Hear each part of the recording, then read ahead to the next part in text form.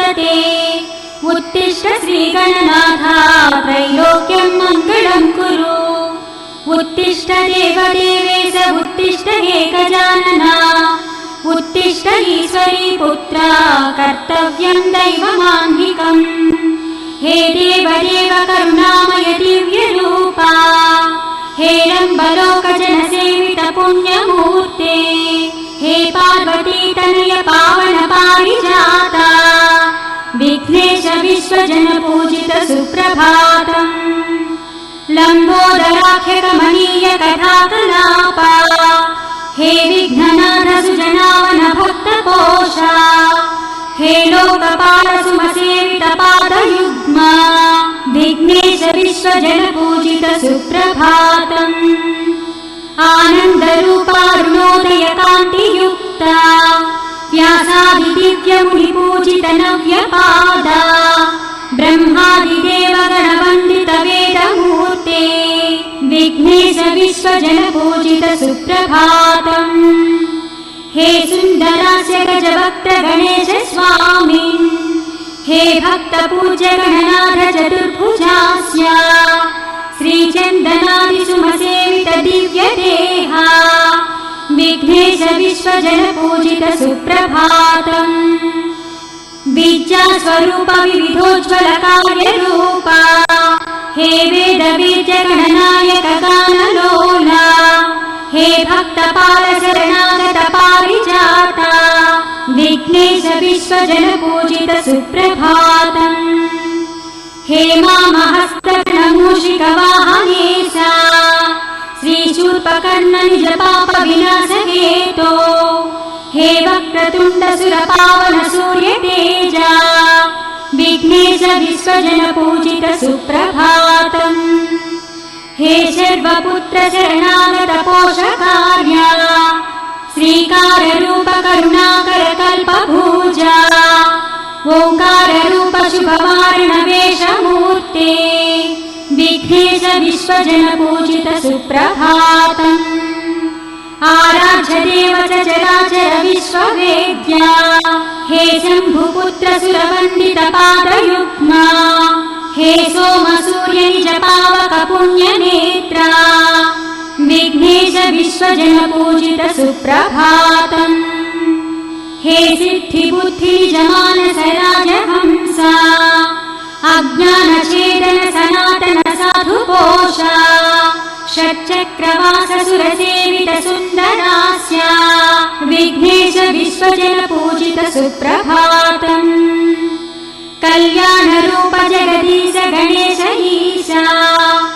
कैवल्यरूप रमणीय रमेश पूज्या। हे भक्तवन्द्य भवनाश उमेश पुत्रा। विघ्नेश विश्वजन पूजित सुप्रभातम्। हे सत्त्वदेहयति लोक सुपूज्य मूर्ते। हे दिव्य देह महनीय गणाग्रगण्या। हे विघ्नराज गणनीय सुरेश ईशा। विघ्नेश विश्वजन पूजित सुप्रभातम्। दिव्यातिदिव्य नवकोमल कल्पवृक्षा। विश्वस्वरूप विभवोन्नत वेदमूर्ते। हे एकदन्त भवक्त्र सुभक्त पूज्या। विघ्नेश विश्वजन पूजिता सुप्रभातम्।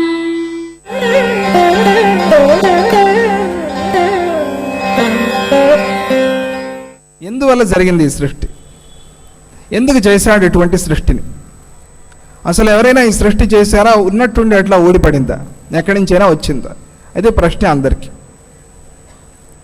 బ్రహ్మసూత్రాలు కూడా దీంతోనే ప్రారంభమవుతాయి. చాలా గొప్ప విషయం.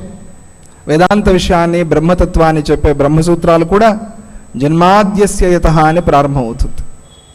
అంటే ఈ సృష్టికి అంతా కూడా జన్మ, సృష్టి, స్థితి, లయాలకి ఎవరైతే మూలంగా ఉన్నాడో ఆయన గురించి తెలుసుకోవాలి అని. అసలు ఎవరైనా మూలంగా ఉన్నారా? ఎవరైనా దీనికి కారణకర్తగా ఉన్నాడా? ఎవరైనా సృష్టి చేస్తున్నాడా అనే అనుమానం చాలామందికి. ఎవరు సృష్టి చేయలేదండి, ఊరికే అలా వచ్చేసింది అనేవాళ్ళు ఉంటారు. ఒకసారి ఒక ఆయన ట్రైన్లో ప్రయాణం చేస్తున్నట్టు, కొంచెం వయస్సు అయింది ఆయనకి, వయోవృద్ధుడు. పక్కన ఒక కుర్రాడు కూడా ఉన్నట్టు. ప్రయాణం జరుగుతోంది. మధ్యలో ఈయన అడిగాట, అయ్యా మీరెవరు, ఎక్కడి నుంచి వస్తున్నారు? ఆయన చెప్పలేదు. నేనేదో కార్యక్రమానికి వెళ్తున్నాను అన్నాడు. ఈయన అడిగాడు, నువ్వెక్కడి నుంచి వస్తున్నావు అంటే, నేను పలానా చోటు నుంచి వస్తున్నాను. ఈ వయస్సు ఆయన చేతిలో ఒక గ్రంథం ఉంది, చదువుతున్నాడు ఆయన. ధార్మిక గ్రంథం, భగవంతుడికి సంబంధించిన గ్రంథం. చూశాడు, ఈ గ్రంథం ఏంటి అంటే, ఇది భగవంతుడి గురించి తెలిపేది, ఆయన రహస్యాలను తెలిపేది, ఆయన మీద భక్తిని పెంచేది భక్తి గ్రంథం. ఓహో, చాలా సంతోషం. మీరు సైంటిస్ట్ అన్నారు కదా, మరి ఇటువంటి గ్రంథాలని చదువుతున్నారు, మీకు బుద్ధి లేదా? ఆయన ఆశ్చర్యంగా చూశాడు. ఏ సైంటిస్ట్ అయితే భగవంతుడికి ప్రార్థన చేయకూడదు, భగవంతుడిని నమస్కారం చేయకూడదు, భగవతత్వాన్ని తెలుసుకోకూడదు అని ఎక్కడైనా ఉందా? అలా లేదు. కానీ సైంటిఫిక్గా ఆలోచిస్తే ఈ సృష్టి ఇదంతా కూడా ఎవరో చేశారంటే చాలా చిత్రంగా ఉంటుంది కదా, చాలా ఆశ్చర్యంగా అనిపిస్తుంది. ఏదో బుద్ధి తక్కువ వాళ్ళు మాట్లాడే మాటలాగా అనిపిస్తుంది. అవునా? మీ నమ్మకం మీది, నా నమ్మకం నాది. మీరు నన్ను హేళన చేయొద్దు, నేను మిమ్మల్ని హేళన చేయొద్దు. మనం పరస్పరం తిట్టుకుని ప్రయోజనం లేదు. మీ నమ్మకం మీది, నా నమ్మకం నాది. ఎవరిని నమ్మేవాడిని మనం ఎప్పుడు తిట్టకూడదు. అది ఆ నమ్మకం ఎలాగైనా ఉండని. వాళ్ళు ఒక చిన్న గుండ్రాయిని పెట్టి పూజిస్తున్నా కూడా మనం తిట్టకూడదు. నా బుద్ధి భేదం జనయేత్ అజ్ఞానం కర్మజీవిన. ఎప్పటికీ ఎవరికి కూడా బుద్ధి భేదాన్ని కలిగించకూడదు. వారి నమ్మకం వారికి, అక్కడ గణపతి కనిపిస్తున్నాడు, ఆ గుండ్రాయిలో భగవంతుడు కనిపిస్తున్నాడు, నీకు కనిపించట్లేదు, ఏం చేస్తాం? ఏదో ఫలానా మందుతో నా రోగం తగ్గింది అని నమ్మి ఆ మందును వేసుకుంటున్నాడు, హాయిగా ఉన్నాడు, సుఖంగా ఉన్నాడు. వాణ్ణి మనం తిట్టి అవమానపరిచి, నువ్వు నమ్ముతున్నది సరిలేదు, నీ నమ్మకం బాగాలేదు అని చెప్పడం చాలా తప్పు, చాలా పొరపాటు. అలా ఎప్పటికీ చెప్పకూడదు. సరే అయితే మంచిది నాయన, నువ్వు భక్తి లేదన్నావు, నీ ఇష్టం, నువ్వు అలా ఉండు, నా ఇష్టం, నేను ఇలా ఉంటాను. సరే, నువ్వు ఎక్కడికి వెళ్తున్నావు అన్నావు? ఏదో సైన్స్ ఒక సెమినార్ జరుగుతోంది, అక్కడికి వెళ్తున్నాను. అవును, చాలా సంతోషం, మంచిది. ఇద్దరు స్టేషన్ వచ్చింది, ఇద్దరు దిగిపోయారు. ఈయన వయోవృద్ధుడు కూడా, వయస్సు అయిన ఆయన కూడా వెళ్ళాడు, ఈ యువకుడు కూడా వెళ్ళిపోయాడు.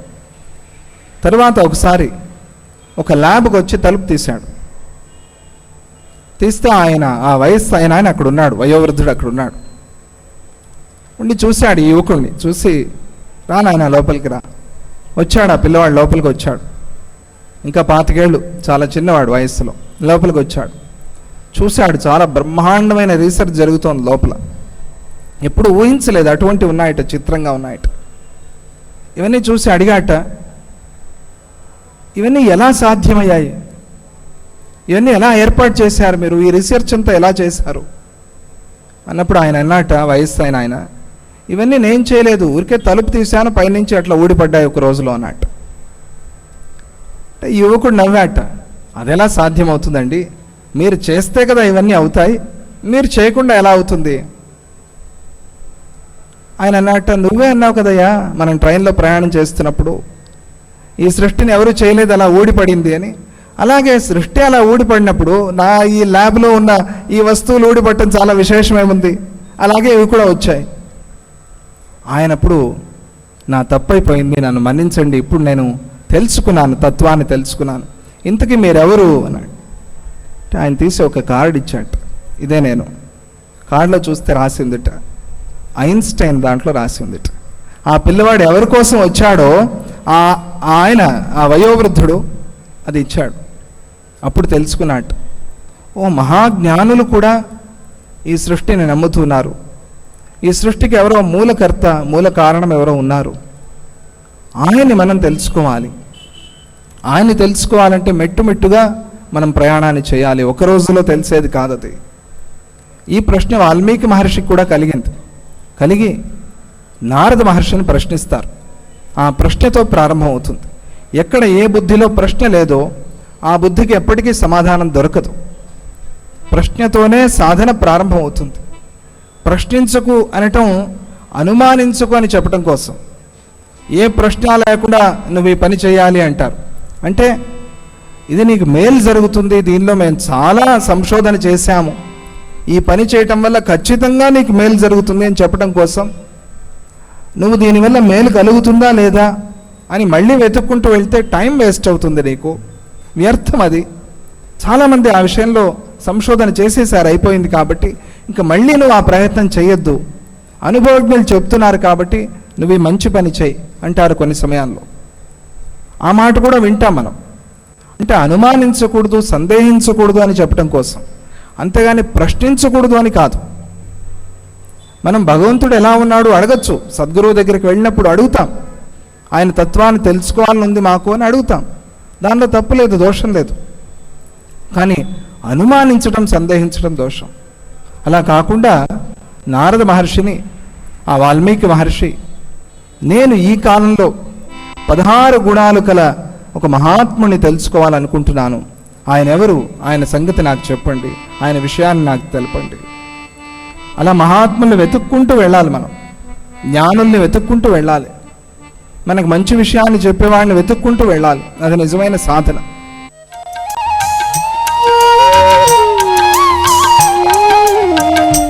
కర్కటే పూర్వఫల్గుణ్యాం తులసీ కాననోద్భవాం పాండ్యే విశ్వంభరాం గోదాం వందే శ్రీరంగనాయకీం.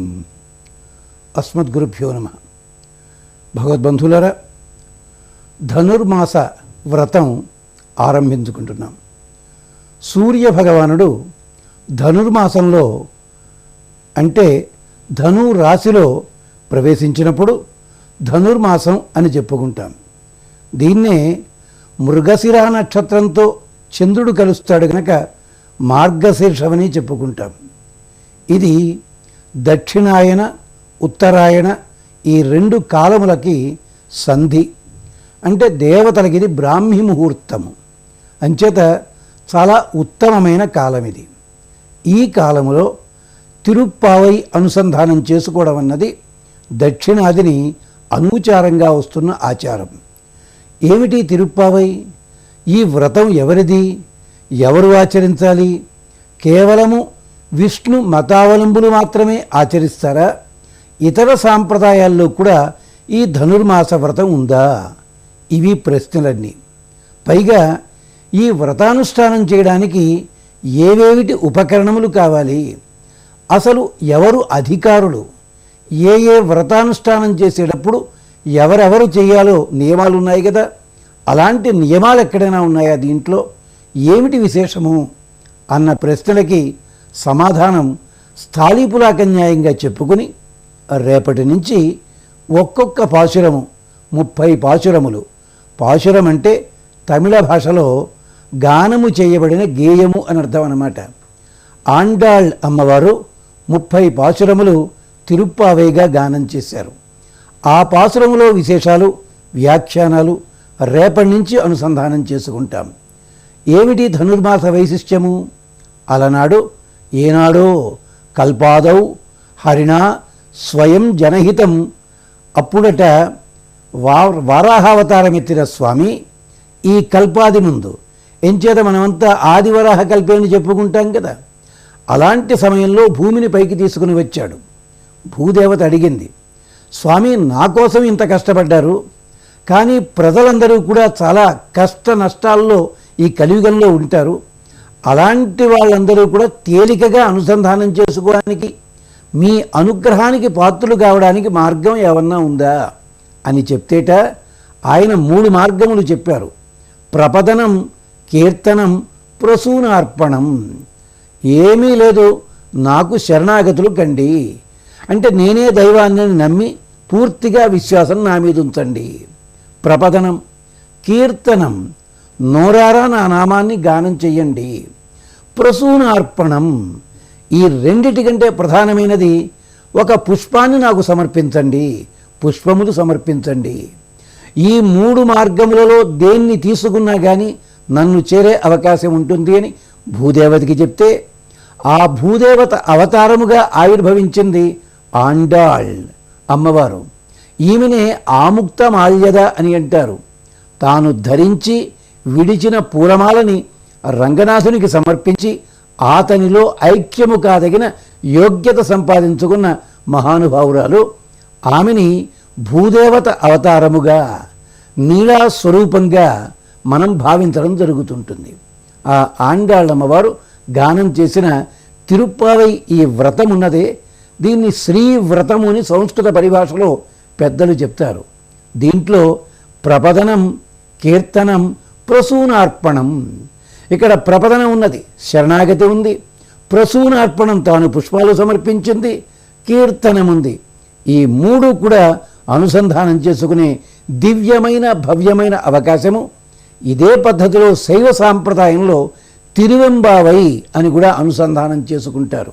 అంచేత ఈ మార్గశీర్ష మాసంలో ఇటు వైష్ణవ సాంప్రదాయంలో ఉన్న వాళ్ళంతా తిరుప్పావైని అనుసంధానం చేసుకుంటే, శైవ సాంప్రదాయంలో ఉన్నవాళ్ళు తిరువంబావైని అనుసంధానం చేసుకోవడం అనుచానంగా వస్తున్న ఆచారం.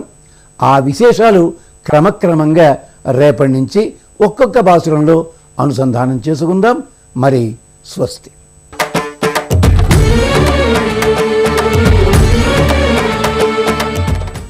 ఏ అర్హత లేనివాడు, వీడి మెడలో ఒక్క గొలుసుందా, అయినా మామగారంటే వీడికి అలుసు. నా కుమార్తెని పెళ్లి చేసుకున్నాడు గనక నాకు అల్లుడు అంటే మామగారు కన్న తండ్రితో సమానమనే జ్ఞానం లేని వీడికి ఎరిగి ఎరిగి వేదాన్ని నీచుడికి ఇచ్చినట్టుగా ఇచ్చేశాను నా కుమార్తెని. మా నాన్నగారి మాట విని మోసపోయాను. ఇతన్ని ఎప్పుడో శపించాలి. నేను కాదన్న చంద్రుణ్ణి శిరస్సు మీద పెట్టుకుంటాడా? అది సరిపోక ఎప్పటికప్పుడు నా ఇంటికి పిలవకపోయినా వచ్చి మామా నువ్వే దిక్కని కాళ్ళు పట్టుకోకుండా అవమానించాడు. అదే అవమానం. పైగా ఇప్పుడు ఈ సభలో మీరందరూ మహానుభావులు పండితులంతా నేను రాగానే లేచి నిలబడి మహాభక్తితో నమస్కారాలు అందజేస్తూ ఉంటే ఇతడికి కనీస సంస్కారం లేదు. నమస్కారం చెయ్యలేదు సరిగదా, నేను నోటితో మామగారు బాగున్నారా అని పలకరించచ్చుగా, ఆ మాత్రం నోటి మాటకు కూడా నేను నోచుకోలేదా? కాబట్టి ఇటువంటి నింజుడు నీచుడు అల్లుడు కాదు, వీడిని బహిష్కరించాను అని నోటికొచ్చినట్టల్లా తిట్టాడు. ఆయన తెగ తిడుతూ ఉంటే పాపం అందరూ కిక్కురు మనకుండా దేవతలంతా ఎందుకైనా మంచిదని పక్కకి తల తిప్పుకున్నారు. దక్షుడితో యుద్ధం చేయడం అంటే భయం వాళ్ళకి. కొంతమంది మూర్ఖులు ఉంటారు. అందులో దక్షుడిది మామూలు నక్షత్రం కాదు, జ్యేష్ఠ నక్షత్రంలో పుట్టాడు, తెక్కెక్కువ.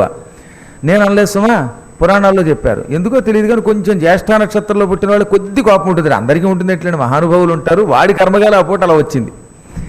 ఇప్పుడు ఈ తిక్కతో ఇలా మాట్లాడుతూ ఉంటే శివుడు ఏం మాట్లాడటంలా. శివుడికి తిట్లు ఒకటే, శివుడు నీచుడు అనగానే శివుడికి ఎంతసేపు శివ అన్నాడు కదా, తర్వాత ఏమైతేనే నాకే ఆహా అని ఆనందంతో తలకాయ ఊపుతున్నట్ట.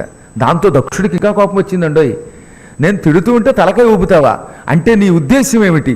ఈ రోజు నుంచి నువ్వు మధ్యమ పూజితుడువుకా అంటే నీకు అందరిలాగా విగ్రహారాధన లేకుండా లింగ పూజితుడువుకా అన్నాడు. అయినా కెక్కురమల్లే శివుడు. దాంతో నందీశుడు కోపం వచ్చింది. నేనుండగా మా దేవుణ్ణి సకల లోకారాధ్యుణ్ణి శపిస్తావా? మూర్ఖుడా, భవిష్యత్తులో నీ తల తెగి నీకు గొర్రె తల వచ్చుగాక. బస్తముఖోభవ అంటే గొర్రె తల కలిగిన వాడి అయిపోదువుగాక. నీవు నాస్తికవాదం చేసి శివుణ్ణి తిట్టావు గనక మీరంతా భవిష్యత్తులో నీ వంశం వాళ్ళంతా, నీకు పక్కన సపోర్టుగా ఉన్నటువంటి విప్రులంతా భవిష్యత్తులో కలియుగంలో కళ్ళు తాగేవాళ్ళై అడ్డమైన వాళ్ళకి పౌరోహిత్యం చేస్తూ నానా చెత్త పదార్థాలు ప్రతిగ్రహణం చేస్తూ అందరి చేత నింజులై అపకీర్తిపాలై నీచాతి నీచులై యజ్ఞోపవేతాలు విసర్జిస్తూ రాత్రి అయ్యేసరికల్లా రకరకాల మద్య భాండాగారాల దగ్గరికి వెళ్ళి తాగనివి త్రాగి తినకూడనివి తింటూ పాషండులై మూర్ఖులై అపకీర్తిపాలై చరించెదరుగాక అని చెప్పించాడు. ఆ తర్వాత మళ్ళీ నందీశ్వరుడు కాళ్ళ మీద పడితే వాళ్ళలో కొంతమంది రోజు సంధ్యావందనం చేసి గాయత్రీ జపం చేసేవారు, సద్గురువుల వెంట వెళ్ళేవారు, అటువంటి వాళ్ళు మద్యపానం చేసినా ఆ పాపం నుంచి విముక్తి పొందుతారని చెప్పాడు. మీరు చూడండి, కావాలంటే శివపురాణంలో చెప్పారు, గురువుగారి వెంట తీర్థయాత్రలకు వెడితేట పొరపాటును తెలియక ఇంత పూర్వం ఎన్ని బుడ్లు తాగినా ఆ పాపానికి అది ప్రాయశ్చిత్తం అయిపోతుంది అని చెప్పాడు. కాబట్టి అంటే తాగమని కష్టమా, మళ్ళీ ఇది విని శుభ్రంగా తాగి గురువుగారు వెంట వస్తామని కదా, తెలియక ఏదో జరిగేసింది ఒకప్పుడు. దానికి ప్రాయశ్చిత్తం ఏంటంటే గురువుగారితో ఎప్పుడో అప్పుడు తీర్థయాత్రకు వెళ్ళడం, ఈ తీర్థపానానికి విరుగుడుగా అక్కడ తీర్థస్నానం చేయటం. ఏమైనా సరే మొత్తం మీద ఎందుకు చెబుతున్నానంటే మహాపాపాలకి ప్రాయశ్చిత్తం ఏమిటి అంటే సద్గురువు వెంట తీర్థయాత్రా స్థలాలలో స్నానం చేయటం సంకల్పపూర్వకంగా. లేకపోతే ఈ ఆనాడు నందీశ్వరుడు పెట్టిన శాపానికి గురైపోతాం, చాలా ప్రమాదం అన్నమాట. ఇప్పుడు నంది శాపం పెట్టగానే భృగు మహర్షికి కోపం వచ్చింది.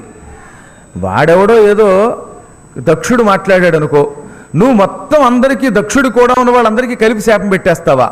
కాబట్టి మీకు మేము ప్రతిశాపం పెడుతున్నాం.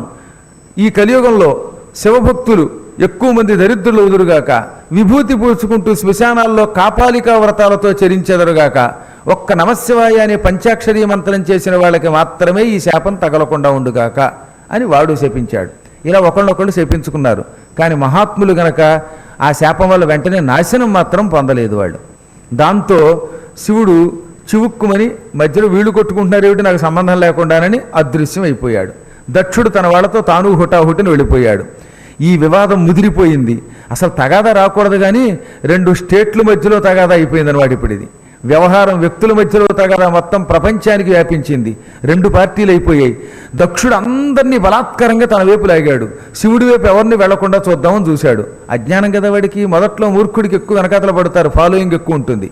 ఇప్పుడు ఈ దక్షుడు శివద్వేషంతో అరుద్రం యాగం కరోమి, నేను రుద్రుడు లేకుండా యాగం చేస్తాను అని సంకల్పించి ఒక మహాయాగం చేశాడు. దక్షుడున్న ఊరి పేరు ఇప్పుడు దక్షారామం అంటున్నామే, దాన్ని ద్రాక్షారామం అని పిలుస్తున్నారు. అది దక్షుడు యొక్క ఊరు. అక్కడ దక్షారామము, ఆరామము అంటే విడిది, తోట, ఆశ్రమం. దక్షుడి యొక్క ఆరామం గనక దక్షారామము. అక్కడ ఒక యజ్ఞం చేశాడు. ఆ మహాయజ్ఞంలోకి రుద్రుణ్ణి పిలవలేదు, తక్కిన దేవతలందరినీ పిలిచాడు. అక్కడితో కసి తీరలేదు. ఈ విషయం శివుడి చెవుని పడిందో లేదో అని మళ్ళీ ఇంకోసారి సంవత్సరకాల యాగం ప్రారంభించాడు. అంటే 1 సంవత్సరం పాటు శివుడికి ఆహ్వానం లేకుండా ఏ మంత్రంలోనూ రుద్రమావాహయామి స్థాపయామి పూజయామి ఉండదు, లేదా రుద్రాయ స్వాహ రుద్రాయ యదన్నామా అని హవిస్సు అందించడం ఉండదు. ఇవి లేకుండా మహాయజ్ఞం చేశాడు. ఈ రెండోసారి జరుగుతున్న యజ్ఞానికి దేవతలంతా విమానాలలో భార్యలతో కలిసి మహావేగంగా వెళ్ళడం మొదలెట్టారు. ఈ వెళ్ళేవాళ్ళు తినగా ఉంటారు కదా, వెడుతున్న వాళ్ళు సతీదేవి కింద కైలాసంలో ఉండగా ఆవిడున్న చోట ఆగి ఓ పక్కన నిలబడి శివుడి దర్శనానికి వచ్చినట్టుగా వచ్చి విమానాలు పక్కన ఆపి అప్పుడు కైలాసానికి వెళ్ళాలి కదా ఎవరన్నా, శివ దర్శనానికి వచ్చి ఆవిడ వింటూ ఉండగా తెప్పడానికి అనమాట. ఆహా, భూమండలంలో యజ్ఞం చేయడం అంటే అది మాటలు కాదు. యజ్ఞం చేయటంలో ఈ మధ్యకాలంలో దక్షుణ్ణి మించిన వాడు ఒక్కడు కూడా లేడు. ఏమి యజ్ఞం, ఎంతో పూర్వం చేశాడు యజ్ఞం.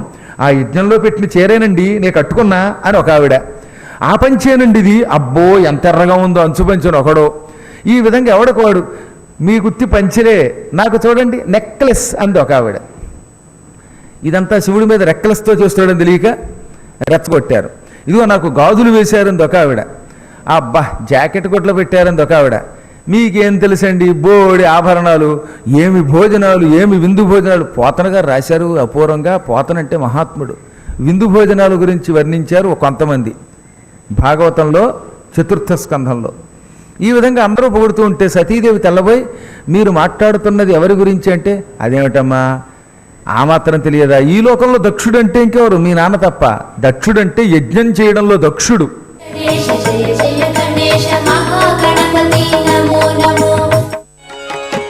ఓం గంగణపతయే నమో నమః, శ్రీ సిద్ధి వినాయక నమో నమః, అష్ట వినాయక నమో నమః, గణపతి బాప్పా మోరయా. గంగణపతయే నమో నమః, శ్రీ సిద్ధి వినాయక నమో నమః, అష్ట వినాయక నమో నమః, గణపతి బాప్పా మోరయా. ఓం గంగణపతయే నమో నమః, శ్రీ సిద్ధి వినాయక నమో నమః, అష్ట వినాయక నమో నమః, గణపతి బాప్పా మోరయా. ఓం గంగణపతయే నమో నమః, శ్రీ సిద్ధి వినాయక నమో నమః, అష్ట వినాయక నమో నమః, గణపతి బాప్పా మోరయా.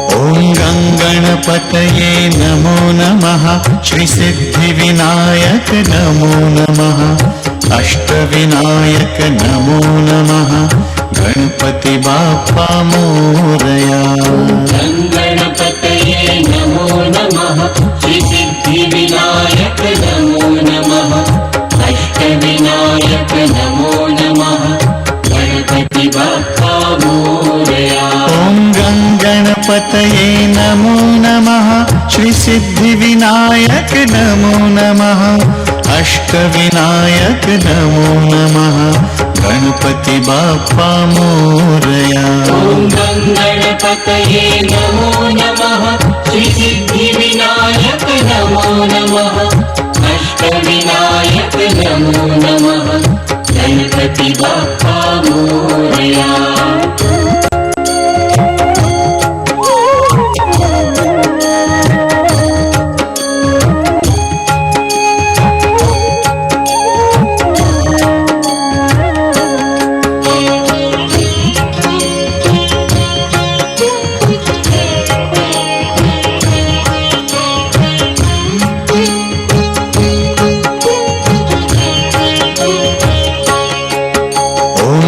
गणपतये नमो नमः श्री सिद्धिविनायक नमो नमः अष्टविनायक नमो नमः गणपति बाप्पा मोरया गणपतये नमो नमः श्री सिद्धिविनायक नमो नमः अष्टविनायक नमो नमः गणपति बाप्पा मोरया ॐ गणपतये नमो नमः श्री सिद्धिविनायक नमो नमः अष्टविनायक नमो नमः गणपति बाप्पा मोरया ॐ गणपतये नमो नमः श्री सिद्धिविनायक नमो नमः अष्टविनायक नमो नमः गणपति बाप्पा मोरया